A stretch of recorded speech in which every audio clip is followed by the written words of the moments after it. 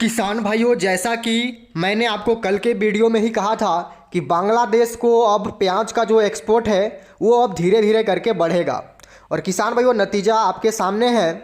पिछले दिनों बांग्लादेश को 80 से लेके 85 ट्रक प्याज के एक्सपोर्ट किए जा रहे थे। उसके बाद 96 से लेके 100 ट्रक प्याज के एक्सपोर्ट हुए।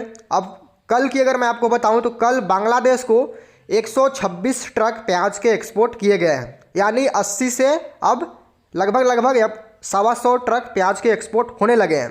तो कहीं ना कहीं हमें अब एक्सपोर्ट में काफ़ी बढ़ोतरी देखने को मिल रही है। और किसान भाइयों, ये जो एक्सपोर्ट है वो धीरे धीरे करके इसी तरह बढ़ता ही जाएगा। और इस समय थोड़ा मंडियों में भी दबाव है, इसके कारण बॉर्डर पे भी थोड़ी लेवाली सुस्त है। बाकी बॉर्डर पर भी थोड़ा भाव डाउन हुए हैं। तो किसान भाइयों, चलिए सबसे पहले बात करते हैं कि बांग्लादेश को कल कहाँ कहाँ से कितनी प्याज की एक्सपोर्ट की गई है। तो सबसे पहले बात करते हैं महदीपुर बॉर्डर की। किसान भाइयों, कल महदीपुर बॉर्डर से 68 ट्रक प्याज के एक्सपोर्ट किए गए, यानी 68 ट्रक। बाकी बैलेंस में 15 ट्रक रह गया। बाकी गोजदंगा बॉर्डर की बात की जाए तो गोजदंगा बॉर्डर से कल 43 ट्रक प्याज के एक्सपोर्ट किए गए हैं और 14 ट्रक का बैलेंस रह गया। बाकी किसान भाइयों, कल हिल्ली बॉर्डर की बात की जाए तो हिल्ली बॉर्डर से कल 15 ट्रक प्याज के एक्सपोर्ट किए गए। अगर इन तीनों ठिकानों की मिलाकर बात की जाए तो कल टोटल 126 ट्रक प्याज के एक्सपोर्ट हुए हैं।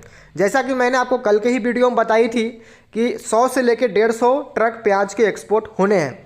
तो 150 लगभग थी, लेकिन 25-26 ट्रक बैलेंस रह गया। तो इससे ज़्यादा कोई घबराने की आवश्यकता नहीं है।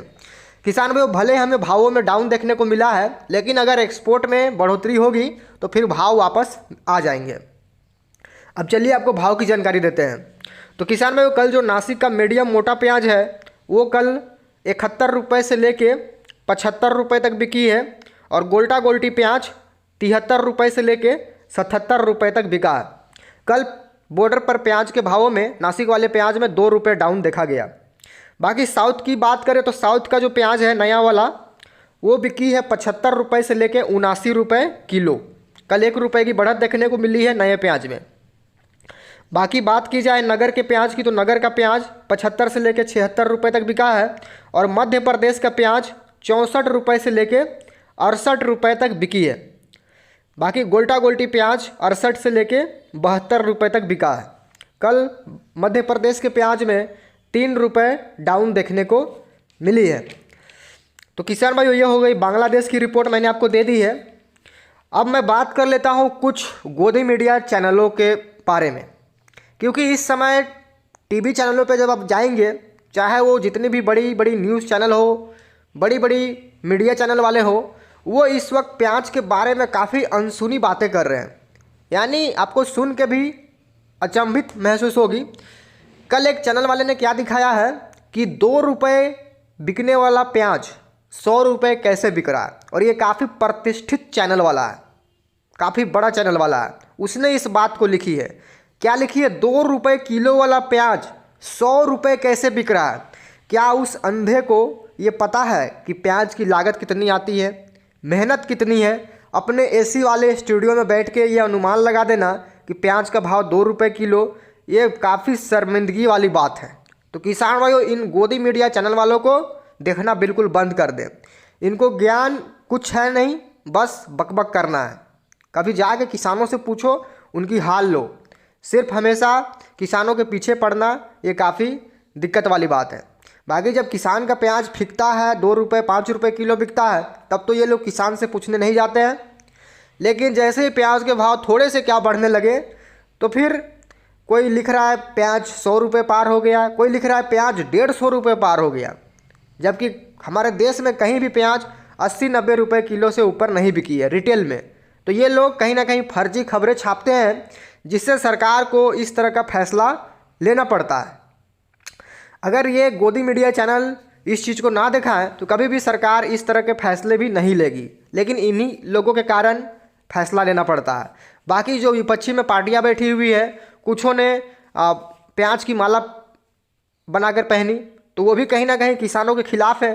क्योंकि अगर किसानों के हित में रहते तो वो कभी भी प्याज की माला नहीं पहनते। अगर किसानों की वो हित की बात करते हैं, कहीं ना कहीं किसानों की भी उससे कोई मतलब नहीं है, उनको सिर्फ अपनी वोट बैंक से मतलब है।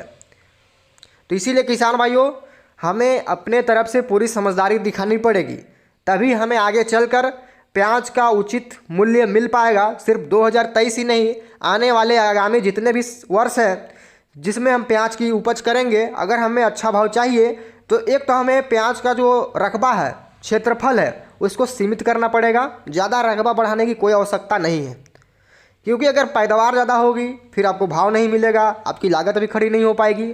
अगर आप रकबा कम करते हैं, क्षेत्रफल कम करते हैं, अगर उसी में आपका जो उत्पादन होता है अगर वो महंगे रेटों पर बिक जाए तो आपको उसी में अच्छा मुनाफा मिल जाएगा। इसीलिए कोई भी किसान रकबा बढ़ाने की कभी ना सोचे कि मैं प्याज का इतना कर लूँगा, इतना कर लूँगा, क्योंकि 2019 में किसानों को पैसा मिला, 2020 में थोड़ा बहुत मिला, 2021 पूरी तरह चौपट रही, 2022 किसानों का चौपट रहा, यानी 2-3 साल किसान बुरी तरीके से पिटा है। अभी 2023 में भी आधे साल पूरी तरीके से पिटा है, बाकी अभी आधे साल में कुछ किसानों की लागत लौटी है, लेकिन इस पर भी अभी घमासान जारी है।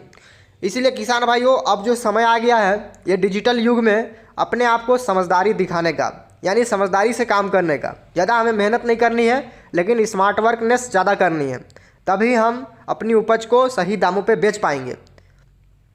और इस समय किसानों में जिस तरह से घबराहट, डर, भय का माहौल बना है वो 2-4 दिनों में समाप्त हो जाएगी। यानी आपको 4-5 नवंबर से प्याज के भावों में फिर से एक बार तेज़ी देखने को मिलेगी, अगर किसान भाई समझदारी दिखाएंगे तो। बाकी किसान भाइयों, दीपावली आते आते तक प्याज एक अच्छा रेट तक पहुंच जाएगा, इसलिए घबराने की कोई भी आवश्यकता नहीं है। इस समय इंदौर की मंडी हो गई, रतलाम, शाजापुर, सभी मंडियों में गिरावट का दौर जारी है। लगभग पिछले सप्ताह के मुकाबले 10 से लेकर 12-15 रुपये तक भाव डाउन हुए हैं प्रति किलो, यानी समझ सकते हैं कितनी भयंकर गिरावट आई है। मैंने आपको शुरू में ही कहा था कि जिस प्रकार से हम स्पीड में सीढ़ी चढ़ रहे हैं, अगर यहाँ से गिरने की बारी आई तो ऊपर से बहुत तेज़ी से गिरेंगे भी, तो हाल वही हुआ।